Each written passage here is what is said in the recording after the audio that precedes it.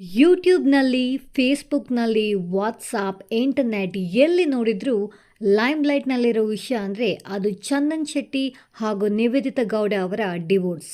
ನಿಮ್ಮಲ್ಲಿ ಸಾಕಷ್ಟು ಜನರಿಗೆ ಒಂದು ಡೌಟ್ ಮೂಡಿರ್ಬೋದು, ಕೇವಲ 3 ದಿನಗಳಲ್ಲಿ ಅದು ಹೇಗೆ ಕೋರ್ಟಿಂದ ಡಿವೋರ್ಸ್ ಪಡ್ಕೊಂಡ್ರು ಅಂತ.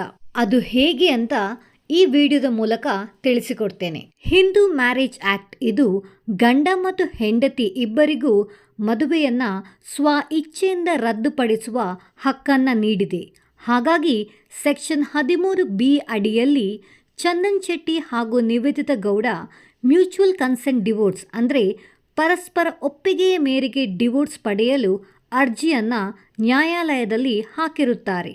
ಮ್ಯೂಚುವಲ್ ಕನ್ಸೆಂಟ್ ಮೂಲಕ ಡಿವೋರ್ಸ್ಗೆ ಅಪ್ಲೈ ಮಾಡಬೇಕಾದ್ರೆ ಒಂದು ಕಂಡೀಷನನ್ನು ಫುಲ್ಫಿಲ್ ಮಾಡಬೇಕಾಗ್ತದೆ. ಅದೇನೆಂದರೆ, ಮ್ಯೂಚುವಲ್ ಡಿವೋರ್ಸ್ಗೆ ಅಪ್ಲೈ ಮಾಡೋ ಮೊದಲೇ ಗಂಡ ಮತ್ತು ಹೆಂಡತಿ ಬೇರೆ ಬೇರೆಯಾಗಿ ಅಟ್ಲೀಸ್ಟ್ 1 ವರ್ಷವಾದರೂ ತಮ್ಮ ಜೀವನವನ್ನು ನಡೆಸಿರಬೇಕು.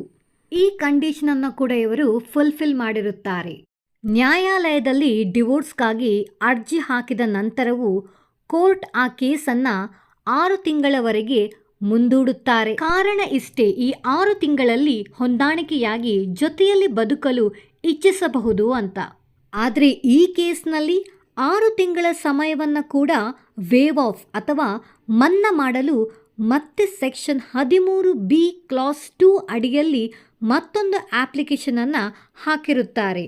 ಕೋರ್ಟಿನ ಮುಂದೆ ಇವರ ಸ್ಪಷ್ಟನೆ ಏನಂದರೆ, ನಮ್ಮ ನಡುವೆ ಯಾವುದೇ ಕಂಡೀಷನ್ಗಳಾಗಲಿ ಕ್ಲೇಮ್ಸ್ಗಳಾಗಲಿ ಇಲ್ಲ.